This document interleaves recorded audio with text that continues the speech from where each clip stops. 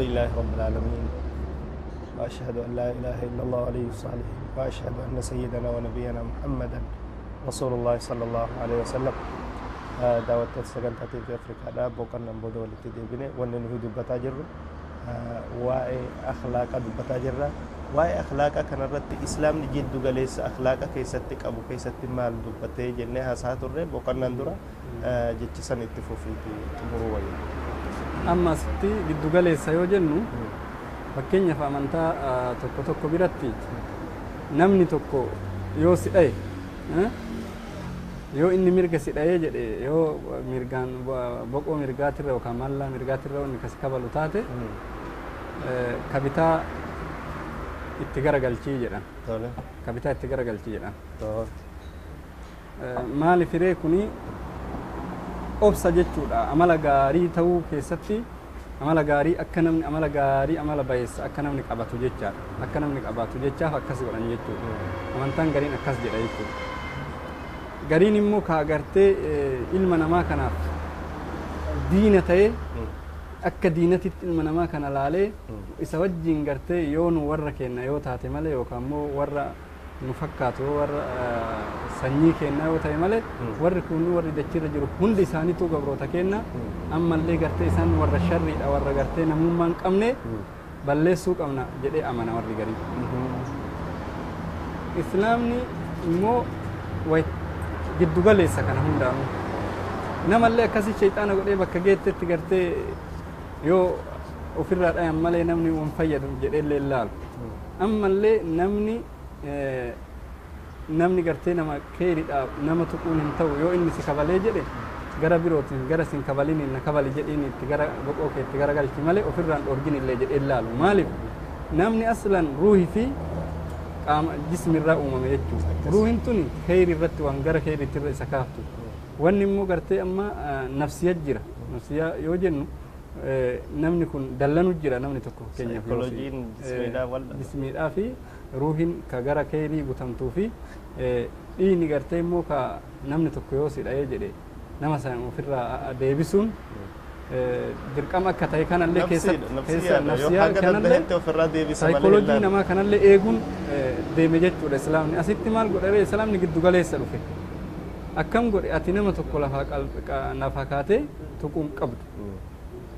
garuu namichi tokko yoo gartee kasi tuqu taate namicha san ofirraa deebisuu qabda ofirraa deebisiinsa kana immoo akkam godhe sharxii godhe jechuudha sharxii godhe ammallee ulaagaalee kaa'e ulaagaaleen tun immoo ulaagaalee kan hin dhiphise akka malee maaliif jennaan akka namni gara obsaatitti irra butamu gara obsaatitti akka butamu barbaada ofii immoo mirga kenneefii jira mirga kenneefi ofirraa deebisuu jechuudha mirga namicha simiidha san ofirraa deebisuu jechuudha ulaagaalee kaa'e ulaagaalee kana immoo hin gabaabse jechuudha amma marree waaqi'a yookaan immoo waan argamutti yoo laalle fakkeenyaaf warri amma amantaan isaanii yoo garanaan si kabalte garana itti garagali jedhan suni itti dalaguu hin dandeenye maaliif jechuun waaqi'a dhayne jechuun haala namummaa nama gartee amala namni irratti uumame kana eeguu hin dandeenye jechuudha kanaafuu amma ati nama tokko namnummaan duniyaa tanarratti namnummaan duniyaa tanarratti amantaa kiyya yoo ati kabalte amantaan kiyya nama itti garagalchi boqootaan jedhee namni sitti garagalchu hin jiru maaliif ree giddu galeessummaa miti jechuudha kun ati namni tokko yoo si miidhe miidhaa san deebisuu qabda ammallee immoo ilma namaa kana akka nama diina wanni tokko gartee toltii wayii keessa hin jirre akkasitti illee ilaaluu hin qabdu kanaaf islaamni namni tokko yoo miidhama sirraan ga'e haga inni si miidhe san deebisuu fi qabda san irratti dabarsuu hin qabdu jechuudha amma asirratti jecha wanni imaam Shaafi'i alayhi rahmatullahi yaadadha maal je namni tokko yoo dallansiisanii hin dallanin je namni isa akka malle godhee dallansiisanii hin dallanin akka himaaratii jedhee dubbate waan san irratti jechaadha maal wanni sun jechaan amma gartee imaam Shaafi'i wanni kana jedhu maal fiin jismiin namaa kun akkuma ammatti jette kana hin danda'u namni uumama isaatiin yoo isa lolan yookaan isa arrabsan yookaan isa xiqqeessan namni kun hin jijjiirama haga fedhee haa ta'u saniifuu diiniin islaamaa jijjiirama kanalleen eeddee jijjiiramni kun agartee namni kunilleen harka isaa haa bahu garuu harka isaa bahuu kana keessatti ulaagaalee dhiphisiisee kaa'e ulaagaalee dhiphisiisee kaa'e kana yeroo laallu mee waan akkam fakkaata fakkiidhaaf. Fakkeenyaaf ayata qur'aana rabbii waa'ee harka namarraa deeffatu yeroo dubbatu faman i'tadaa alaykum fa'taduu alayhi bimisli ma i'tadaa alaykum namni tokko yoo hisaaba isinitti bahe yoo daangaa isinitti bahe jechuudha isinillee daangaa itti baya daangaa itti baya jechuun ofii ma'anaan isaa hiikni isaa deeffadhaa waan inni daangaa isinitti bahe san deebisaafi jechuudha garuu asitti maal jedhe ka ati deebiftee sanillee akkuma nama atuu daangaa baatee tokkotti ilaale jechuudha maaliifi wayita jecha kana dhaga'u namni sila deebisummaan kunu hagas mara waan gaarii miti akka jechaa beekuuf jecha gartee nama hin gammachiifne deebise jechuudha gizee kan waan kana wayita hiika itti kennu hiika nama hin gammachiifne nama daangaa isinitti bahe isinillee daangaa itti baya yoo jedhu kana ma'anaan isaa daangaa itti baya yoo inni lama isin kabale isin sadi kabalaa jechuu miti yoo inni lama isin dhaye isin lama dhooftan ka isin lama dhooftan sun akkuma nama daangaa baay'eetitti ilaalama maaliif obsatu irra caala jechuu barbaadeeti jechuu asitti namni maal taaree yeroo waan akkana kana dhaga'u wanni kun eega akkana jedhame yoo madhiise hoo maali jechuma akkanaa kana dhaga'u yoo dhiise ammallee asitti maal jedhere ammallee ulaagaan inni godhe fakkii akkasiisan jedhe takka inni isinii deebisee san deebisaafi jedhe kunillee waan akka namni akka fedhe hin deemne godha akka namni hin feene ulaagaan kunillee nama gabaabsa jechuudha akka namni daangaa hin baane akkamitti nama amma gartee badii isinitti dalagee badii akka inni itti isinitti dalagee sanitti dalagaa yoo jedhe fakkeenyaaf namni tokko nama tokko yoo kabale akkamitti beeyna wal qixxaaya jecha akkamitti beekuu danda'a tokko harki isaan ulfaata tokko harki isaan ulfaatu tokko gartee wayita dhawsanuu sirritti dhaye kunillee sirritti dhaye yoo jedhe humni isaanillee wal hin qixxaawu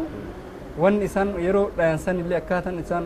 irratti dhayansun illee wal taraa namni aaretilleen yeroo deebisu rakkoodha amma kanarratti amma namni yeroo daangaa irratti taranii hanguma daangaa kiyyaatan deeffadha shari'aan akkana jette jee yeroo dhaqee nama san irratti wanni yoo akkuma ammatti jette namni wal dhabaa dandeettiin isaa wal dhabaa akkaataan itti dhahullee wal dhabaa namni kun ammoo aaretii san keessallee nama kana miidhuu danda'a sanii oli wanni godhuu danda'a amma asirratti fakkii akka inni irratti daangaa tar irratti taruu qabu gaa jette si waa hundarratti moo wanni kun agartee wanni gariin agartee yoo namni tokko agartee jalaa hate inni illee deemee akka sanitti akkuma inni fakkima inni narratti itti qarshii keenya jalaa hate anillee jalaa hin hata jaamu wanni kuni asirratti waan muhaddada jechuun waan agartee muayyana tahe yookaan agartee beekamaa tahe waan hunda wama kamiyyuu irratti yoo ta'e namni tokko yoo miidhaa tokko fedhoo warra kan wanni maatii irratti illee haa ta'u ijoollee kan keetti irratti illee haa ta'u miidhaa adda addaa yoo irra gahe anillee akkuma san agartee maatii isaa ijoollee isaa akkasumatti illee miidhaa irra geessu waan jaamu jiramu wanni kun mee waan akkami amma asitti wanni hubatamuu qabu ulaagaalee tana geessati wanni kun waan sirritti haasaamuu qabu si ibsa jechuudha ammas ulaagaalee keessaa islaamni ammallee maal jedhe irra tarutuyyuu caalaa jedhe kanuma hundarraayyuu waan ta'aafuu aqrabu littaqwaa jedhe ammallee ayata biroo faman afaa wasalaa fa ajruhu ala allah namni gartee garaa bal'atee irra daree jedhe isatu caala garuu mirgallee sii kennee eegas immoo irra dabrullee hin dandeetta yoo jedhe kana uumama nama wajjin deeme jechuudha ammallee immoo islaamni maal ibse nama dhiise santu caala jechaa ibse nama dhiisetu caala nama deeffate sanirra nama harka deeffate sanirra ولا تستوي الحسنة ولا السيئة ادفع بالتي هي أحسن أما ربي مال جدي سيئة ما جدي الله لهم دس أكو مريف عدوانا جدي deebisuun sun hamtuma waan keeyitii miti harka deeffatuun sunillee waan jabduu miti garuu asitti maal jedhere dawallee hime asitti ulaagaa kana keessa dawaan jiru yoo ati namicha sanii irra dabartee fi jette namichi sun booda deebi'ee akka fira kee ka sirritti wal jaalatanitti ta'a jechuudha. Buna nuuf fidanii buna kan dhugaatii wanni jedhame. Kun immoo asitti maal si fakkaate bootan kun immoo beekamaadha nama biratti ati namni tokko yoo daangaa asitti dabree nama tokko gartee si dha'ee yoo ati bira tarte namichi sun booda ni qaanfata jechuudha yeroo deebi'e jechuudha yeroo deebi'e ni qaanfata ani nama akkamii ani namummaan qabu akkasitti isa dha'ee namichi sun na jala obsee deema jedha booda maal tare nama gaarii nama gartee sirritti wal jaalataniin nama gartee hiriyaa gaarii namaa ta'a jechuu kanaafu amma asirratti ulaagaalee kana keessa rabbi odoo nama harka baafatu hintaa jedhee garuu ulaagaalee tana ulaagaalee akka namni gartee deebi'ee harka kana hin baafanneef akka obsi isaaf caaluuf ayata hedduu fi ulaagaalee tana hedduu dubbate jechuudha. Kanaafuu asitti maalire fakkeenyaaf yoo namni tokko nama tokko dha'ee harka deeffadha yoo jedhe akka inni na dha'e sanitti dha'a jechuu waan hin dandeenyeef carraan inni qabu maalire namni rabbiin sodaatu dhiisuu qofa namni rabbiin qofa sodaatu dhiisuu qofa malee carraa biraa hin qabu namni waan akkasii san amma dhiisuu qabu oggaa jennu kana namni kun sodaatee dhiisallee hin ja'a anallee amma namni tokko yoo nama duratti isa kabala namni tokko nama duratti isa arrabsa inni kan zimjuu tahe namni waan agartee rabbi kana biraadha ajri rabbi biratti yoo zimje ajri sanan argadha jecha hin yaaddahu namni maalirree kan yaaddahu yeroo san waan nafsi isaatti yaaddaha jechaadha agartee ummanni agartee abalu sodaate inni kaballaan jalumaa dhiisee deeme inni arrafamnaan oduwahuutti hin deebisin jalaa deemee jedhanii waan akkasii sanit jira mi waan akkasii san namni akkamitti hirra ahaa nuti irra aannatee nafsa isaa san irratti waan dhahaa jiru kuni akkuma maree duratti tuquuf yaale salphaadha kanarra aanu akkamitti salphaa jennaan namni hunduu hin beeka jireenya jiraate keessatti jechuudha nus gadi buunee ummata wajjillee hawaasa wajjillee hin jiraannee beeynaa akkas guyyama tokko nama obsee bira tare nama sodaattu jedheen hin dhageen sodaan dirree waraanatitti beekama malee sodaan wayita agartee lolaaf gadi bayanii jedhan ka dhayiinsa dadhabee dheesse fi ka lole yeroo san beekama malee sodaan akkatti jannaa fi lugni wannitti beessifti jedha dirree sani waraanatitti beekama malee asitti gonkumaan beekamu arginillee hin beeyne nama hedduu jechuudha namni tokko yoo waa jedheen ka obsee namni booda deebi'ee maal jedha namni kun aqli akkan qaba namni kun gartee nama jabaadha gartee nama kabajamaadha nama gartee guddifni isaa tole amma kana argitee ka aqli hin qabne kana waan inni jedhuun argita inni immoo akkatti jalaa obse argitee jedhee namni nama san jajaa deebi'a namichummaa waa jedheen kunummoo booda galee mataa gadi buusee laale abboo ani maaluma ta'e sila namni natti kolfe eenyu saalfata yoo gale ka dhiise sanirra ka waa jedhe santu saalfata na jalaa cal'isuu kanaan na salphise namichi odoo waayyuun waan tokko naan jedhee jiraate amma anaan immoo jazbaadha naan jedhan nama aqli hin qabne naan jedhan amma isaan aqila jedhanii jedhee akkasin laal ammallee asitti tokko wanni beekuu qabnu irra taraa ka jedhan kana namni irra taraa jedhan kuni nama yeroo tokko akka dallansuu ta'e dingata waa balleessu nama gartee yeroo hunda yakkaan beekamu irra taruun gonkumaayyuu hin ta'u jedhan ulamaan irra taruun nama kana maaliif jenna nama kana adabu namicha gartee yeroo mara nama jeequ kana akkas abalu wanni jedhanii abalu amma fakkiidhaa hoo fudhanne wanni jenne buna dhugaa wanni jee amma adabu kan jettu namni gariin wanni maan beekame rakkinumaan nama arrabsumaan lolumaan yeroo hunda atilleen yoo adabaan illee namni kan jiraatu tahe lolaa fi wanniidhaan beekama warra akkasii san ulamaan nama akkasii kana yoo tahe irra taruunuu gaarii miti nama kana adabuu barbaachisaa jechaadha nama kana adabu maaliif jennaa yoo ati irra tarte inni waan amala gaarii hin qabneef borullee ebalullee abalu jeeqa nama bira ebalullee dhaeggale kanallee dhaeggara haga nama naannoo san jiru mara dha'ee waliin ga'utti hin dhiisu jechuu kanaafuu namni rabbiin irra buusee jedhe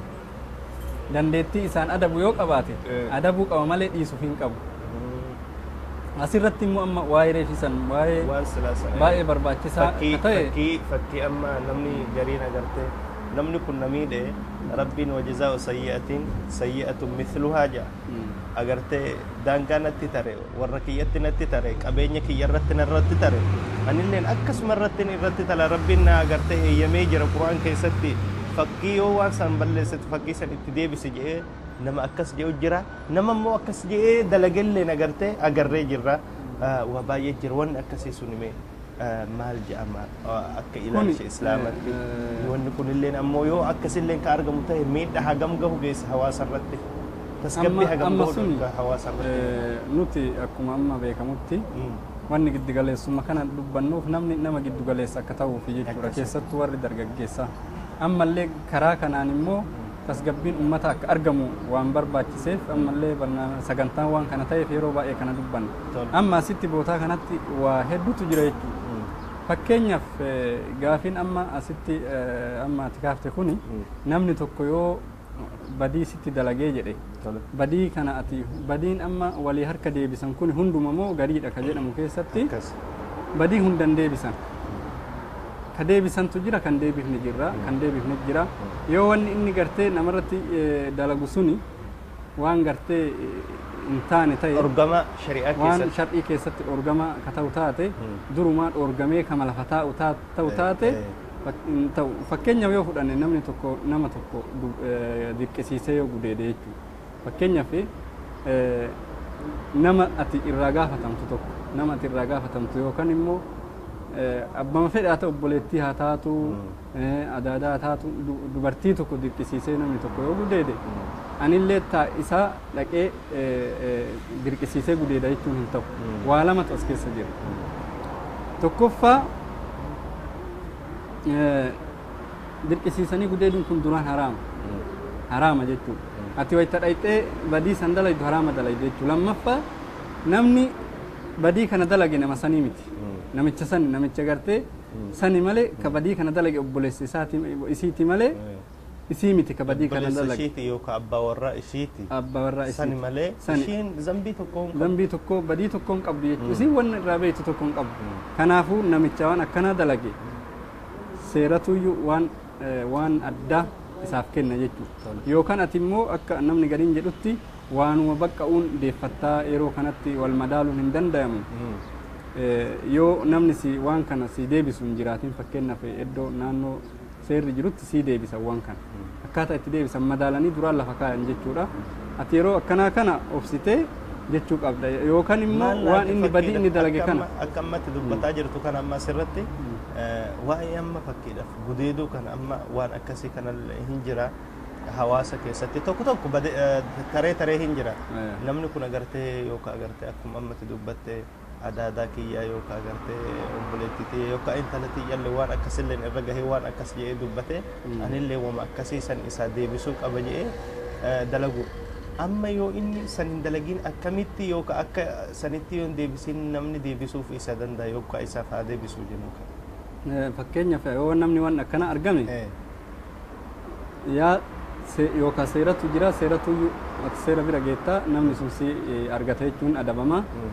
yoo seerri hin jiraatin immoo seerri si yoo dhaqe adabbii kanaan isan adabu yeroo gabaabduu keessatti yeroon keenya dhumee jirame seerri illee yoo dhaqe kanaan isan adabu huma birootiin isa adaba yoo ofii adabatuu barbaaddellee ati waan birootiin isa adabda akkasumas immoo yoo kasi jalaa hatee jedhu sanitti qabeenya yoo si jalaa fudhate likkii qabeenya isaa fudhatuu hin dandeetta suni rakkoon qabu ammallee immoo yoo inni ijoollee ta'e ajjeese yoo dha'e ijoollee san ajjeesuu dha'uun hin ta'u jechuudha isarratti san seerattuu fuudhaa jechaadha saniifuu nuhi wanni ta'uu qabnu wanni rabbiin dhorge kulli namni agartee akkuma san irratti akkuma inni itti dalageen itti dalaga jechaan dhorgamaadha dhaabbata irratti daawwattoota sagantaa TV Afrikaadhaa sagantaan keenya kun har'a asirratti xumurama hanga sagantaa biroo irratti wal geenyu inshallah nagahan nu jiraadha isiniin jenna rabbi sinaati soo bakka jirutti السلام عليكم ورحمة الله وبركاته